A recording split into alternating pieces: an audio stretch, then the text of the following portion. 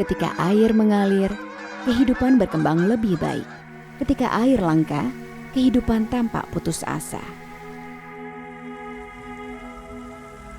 Ketika air tidak dapat diprediksi, dunia kita terasa tiada terperi.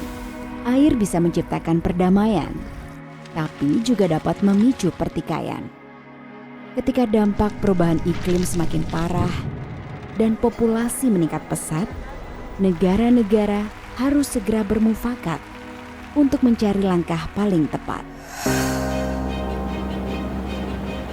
Kita semua harus menyadari, air adalah hak asasi manusia. Tidak ada kompromi. Aspek kehidupan yang hakiki.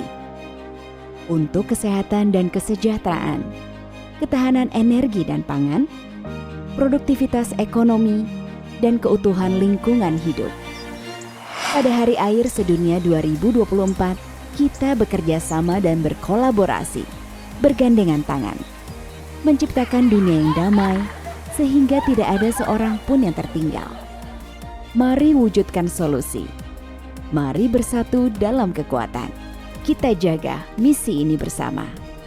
Pemanfaatan air untuk perdamaian.